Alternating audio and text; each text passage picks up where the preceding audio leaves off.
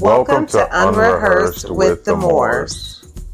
On today's episode, I want you all to get to know a little bit more about my better half, my husband from above, Lord sent, my husband, Brandon Bradley Moore. Oh, thank you, baby. Hello. What's up, y'all? Yes, Brandon, BBM. He's corny, if you have not figured that out. So my husband is, for some of you who know him, a software engineer. Brilliant, very nerdy. Yes. Confirmed. Confirmed. A musician. Yes. An excellent stepfather. Yes. A horrible cook. Yo. But a great cleaner. Whatever. All right. Yeah. I can't dispel that. Yeah.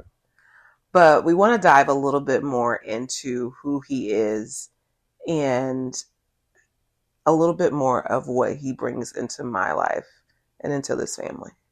Okay. So I'm going to start out very light. Yes, please. Don't go easy on me, because this is, So you are a lover of music. Absolutely.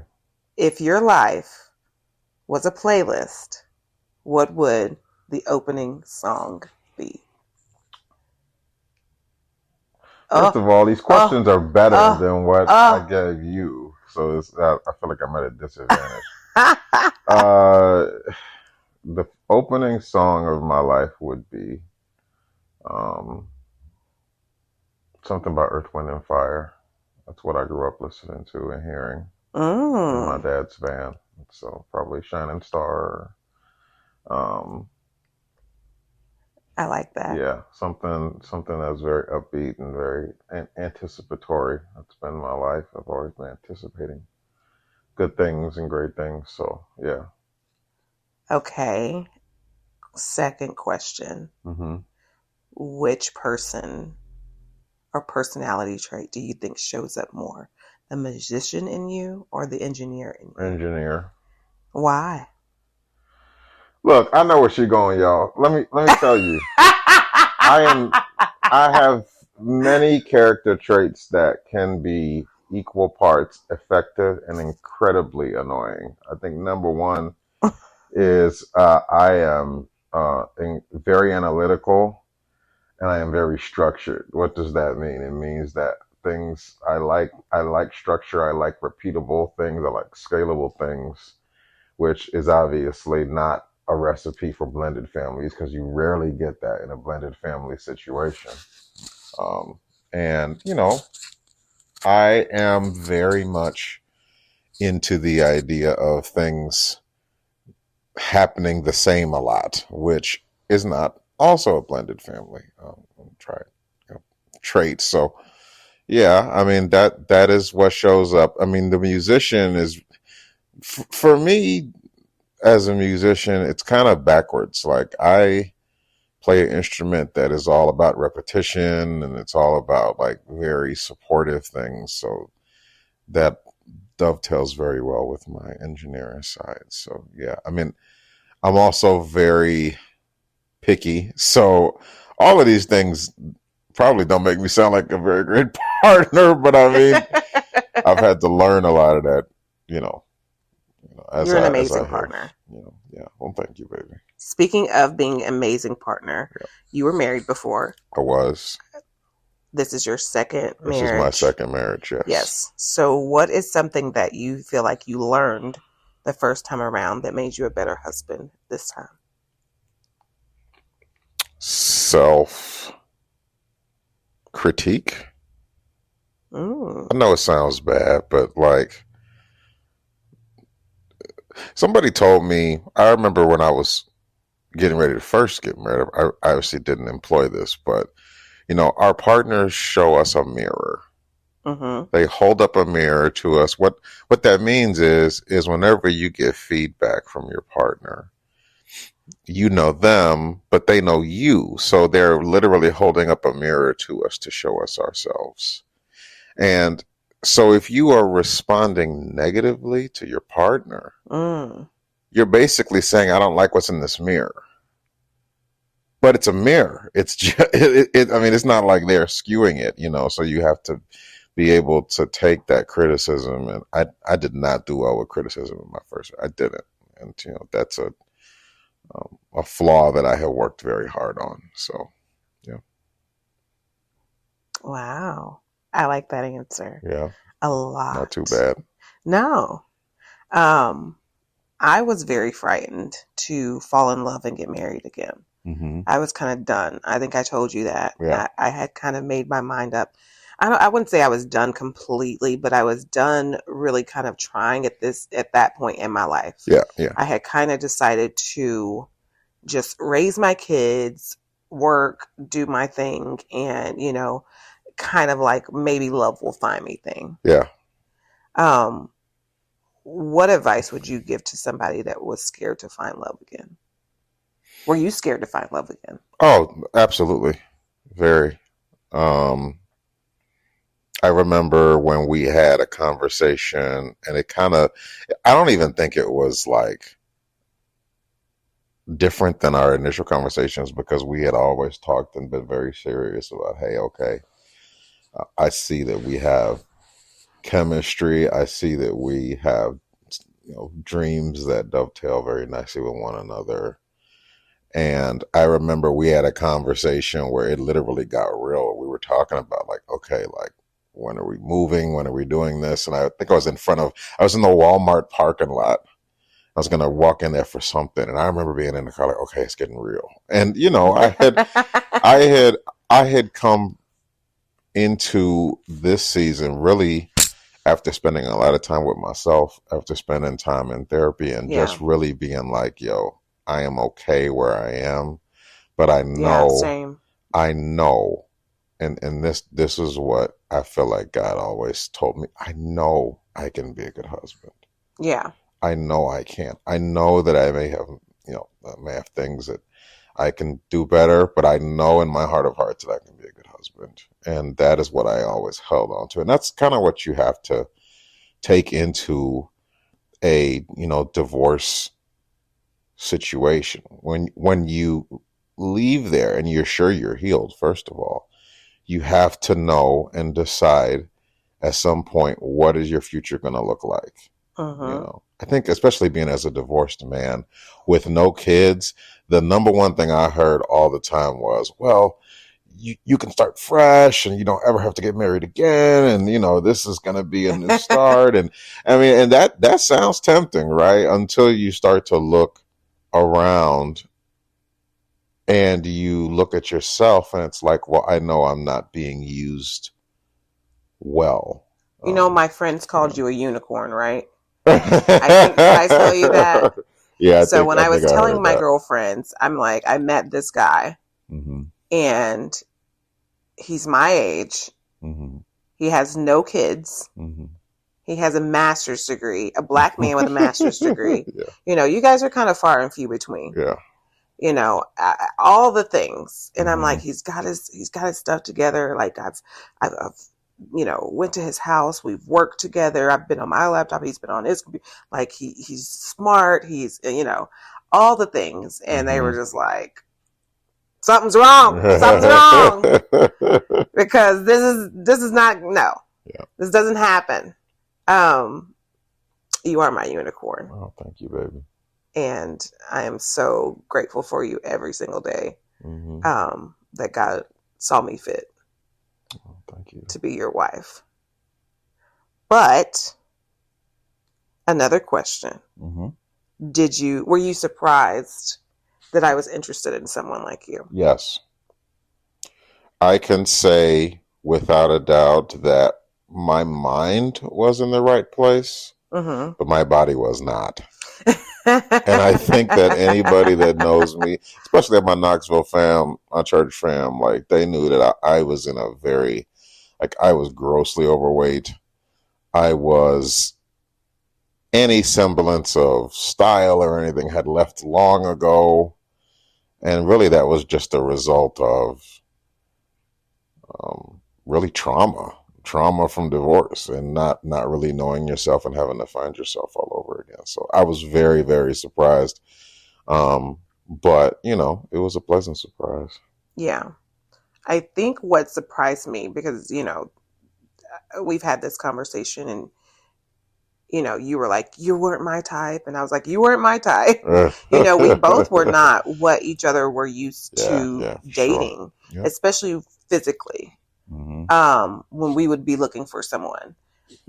I think what really was the best thing that could have ever happened to us is when we actually met online. We talked, we exchanged numbers. Yeah, we talked a lot. For weeks before we actually met in person. Yeah. I had actually fallen in love with the person and began to adore the person that I had these old school long conversations with. And, you know, we talked about very in-depth things. Yeah, we did. We were, you know, very serious about the things that were important to us. What do you think?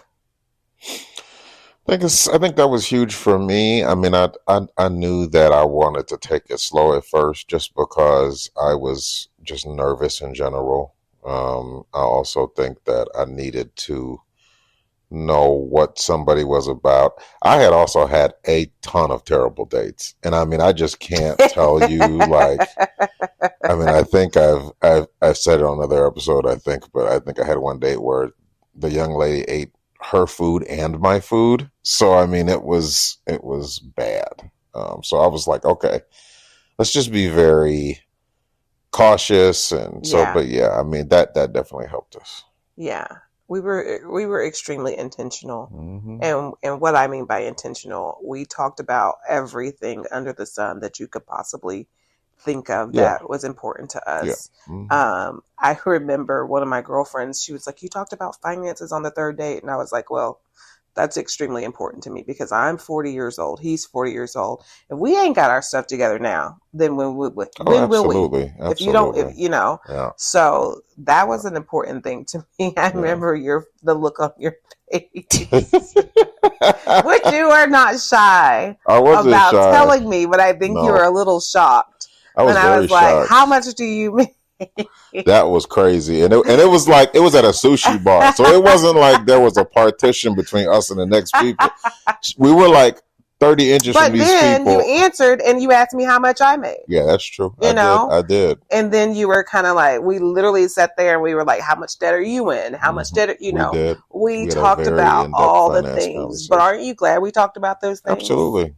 That was the first time I ever really went in dating someone with kind of like this checklist of things that were important, because I'm like, at this point, what do you have to lose? Because you either are going to come out with what you want and know this person through and through. Yeah. All the good, all the bad, everything. I don't think there was a stone we left unturned. No, literally. It was very comprehensive. Yeah. But I will say our marriage is all the better for it. Absolutely. I feel like there is nothing anybody can tell you about me that you don't already know, and vice versa. Correct. We have a transparency that I think has really been the foundation of our relationship. Yeah. And that's what's gotten us through a lot. So For sure. Stepfatherhood. Oh my goodness. What about it? How is it parenting? Coming into these kids' lives that, Jalen was 16, Wes was 10 at the time, and coming into their lives. This is probably one of the scariest moments for me. Yeah. Because I had no idea how that part was going to go. I knew how I felt about you. But your relationship with the kids you can't manipulate that. No. It's either going to happen, yeah, or it's not. Yeah. I think Weston is now going to be 13. And I think whenever you're dealing with boys in the preteen phase, you basically you got to just beat your head against the wall. And I don't mean that in a negative way. You just have to be there to fail a lot around them. So what does that look like with a preteen boy, right? That means like doing stuff they want to do, but also having moments where you are laying down some ground rules that they cannot, that they have to respect. But that may be their first time respecting any type of ground rules. So you're growing with them a little bit, but you have to just be ready for that resistance, and that's okay. I think Weston is what I have found. I had a little bit of experience in stepfatherhood, but you just have to be consistent. You have to keep at it, and even when you make stumbles, sometimes you got to be the bad guy. Yeah. And Weston is, he has a heart of gold. He loves you, so I knew as long as I could keep you guys very strong, I could slowly work on him over time, and that's proven out to be true.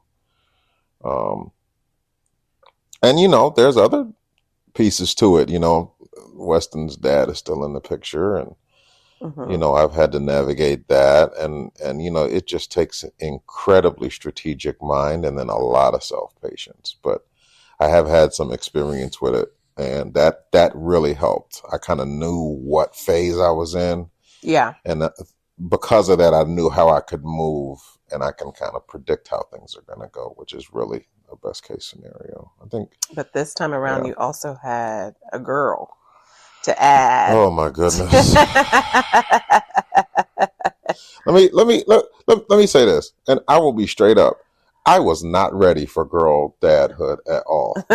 I wasn't, and I can admit that 100%. I mean, when you have a boy, it's all just about like building that friendship, and you still feel responsible, and there's love and all that stuff in there. But with girls, if you are a man, I just don't understand how we do it, my brothers, because that girl had me twisted around her finger from the absolute second I came into her life. She saw you coming. Yeah, and I mean, she has worked that to her advantage.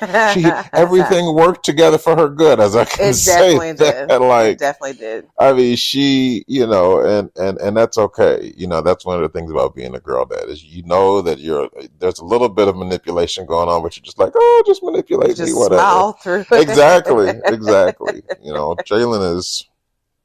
I call her my princess. She is my princess. She is, even though she's very witty. She's got always got something slick to say, but she is an absolute darling of a little girl, and that has just been such a joy to watch her grow, and then to even be protective of her. Like I try to keep a little mental diary. Like I remember her going to prom and how happy we were, and like, those things just never leave. So.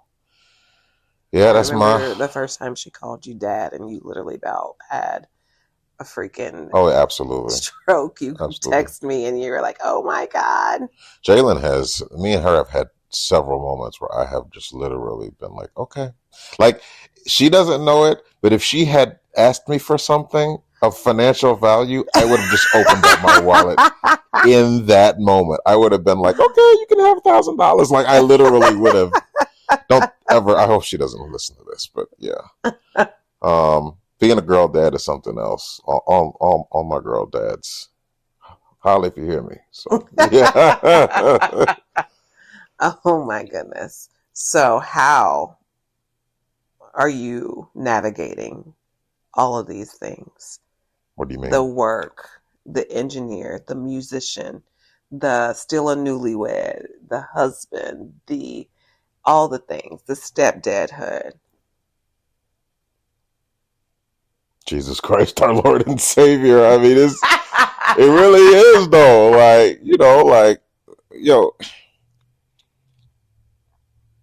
And here's how I know it's Jesus Christ, because I have had those moments where I'm like, I think I'm exhausted. And, it's like, I think I'm right now very exhausted. But, you keep pushing and you keep going. I think the example is, Weston had his first year of basketball in middle school recently. And I mean, I think I did every one of those games except one.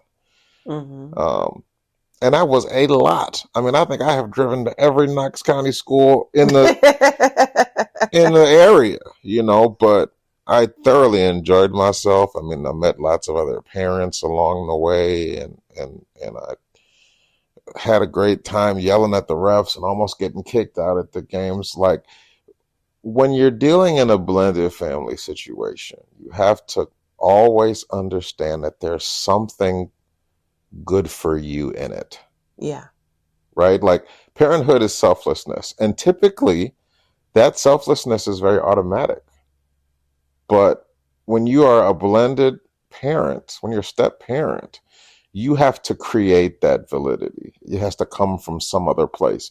Because if you just fake it and say, oh, this is nice, it's not going to be authentic. So you have to be authentic. For me, all of these things are great experiences that I can find something that I like in. I like playing basketball with Wes because I love beating him. I won't be shy about that. That's awesome. I like, doing stuff with Jalen and just talking to her because, that I can see myself in her 19-year-old experiences. So you just have to be open. So you ask me how I'm doing. I'm doing it. Jesus. My worship pastor was like, the Lord Jesus Christ is with us, and that's basically what it is. We just hold on. So hold on to the ride. You're hilarious. I love it. What is your favorite thing about being married? Oh my goodness. I think for us, it is the time we spend after work. I used to get rest, but there's no rest to like resting with your wife. I mean, that's just a different type of peace. I think we have a similar physical touch love language. Yes. So you like I rub your back, you rub my back. I mean, I feel like I could pass out at any moment. And we turn on our little shows. And yo, let me tell you something. My husband, this is an example of what I mean when I say there's always something for you.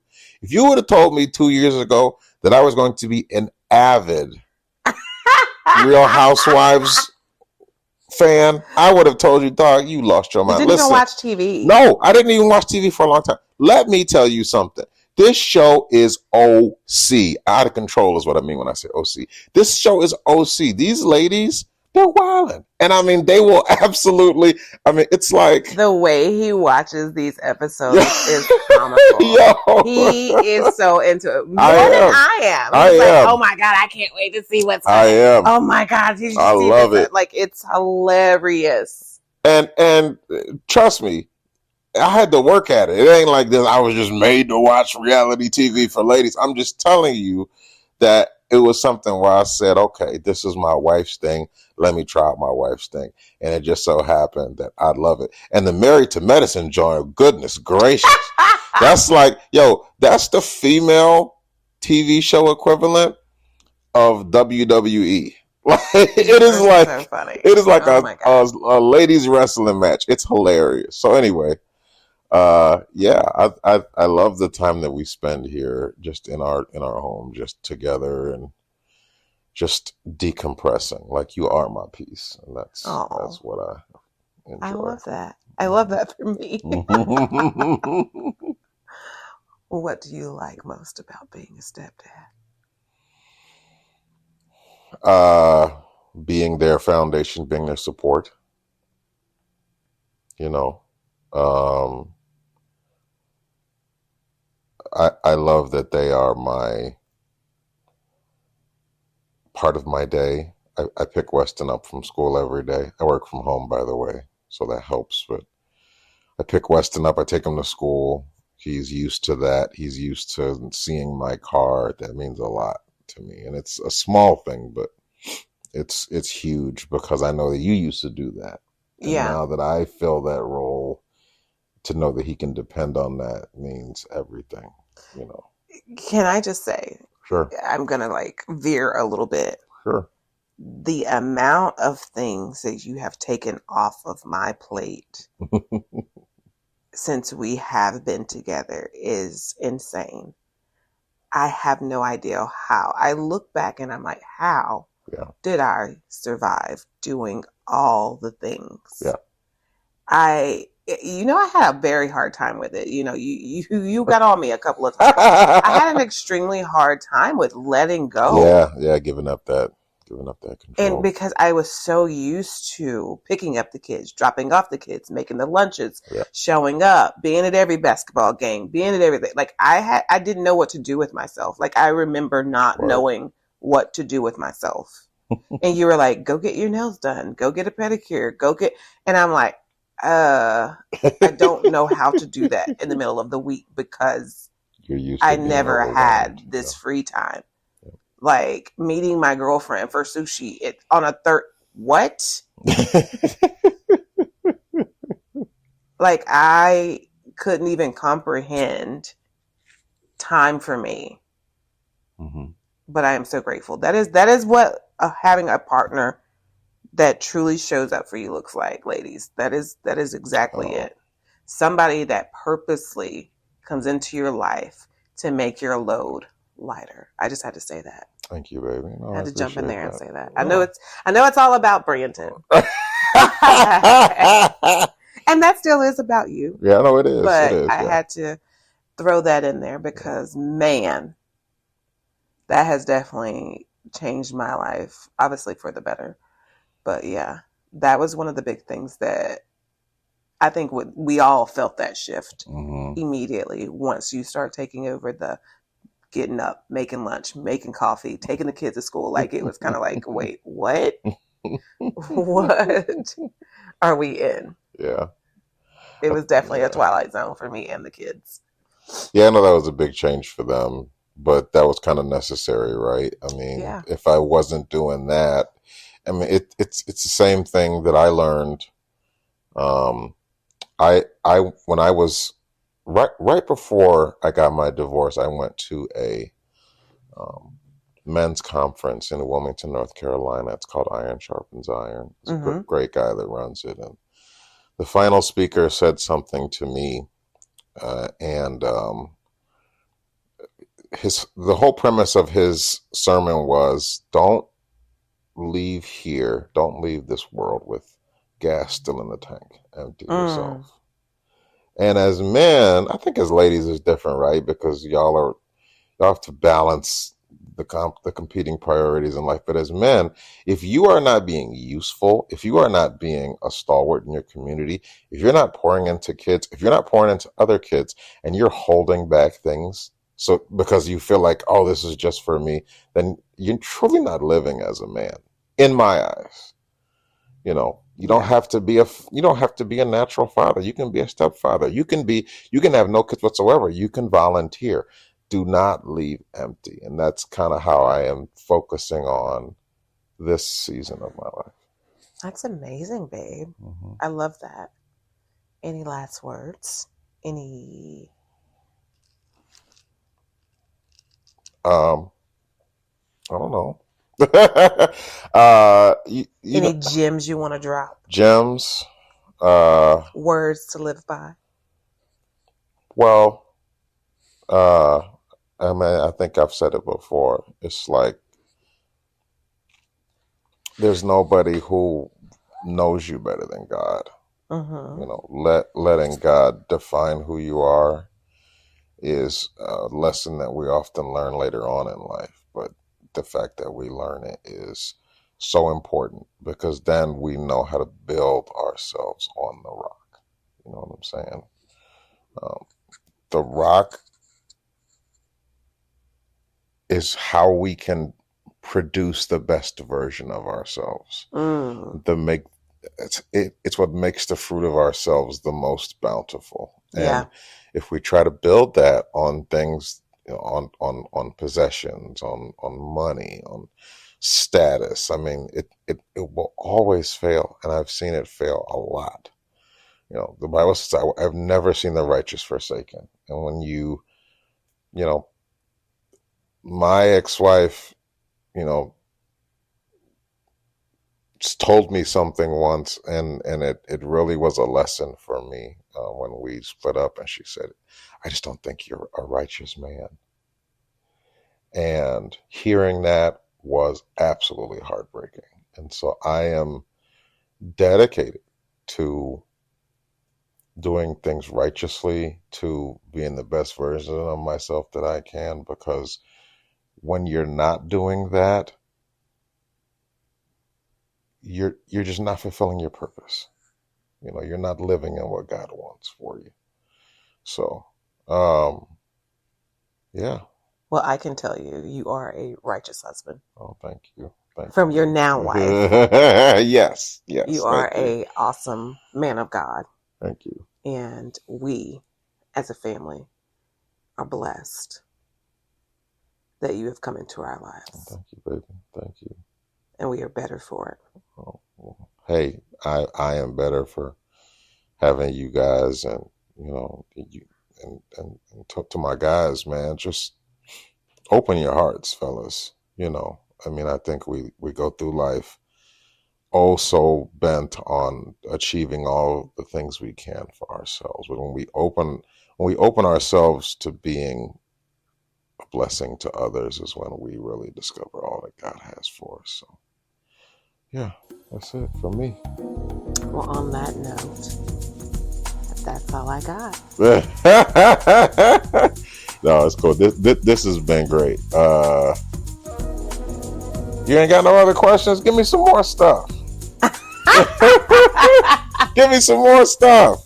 You ain't got nothing else? Whatever. I don't care how long you've been in it. Listen, her interview was a whole lot longer than this. So I want more stuff. This is my expose. This is my moment. Oh my gosh. I want more questions. No. Okay. All right. I'm kidding. Hey, thank y'all for riding with us as always. And we'll see you on the next episode of Unrehearsed. Peace. Love y'all. Peace.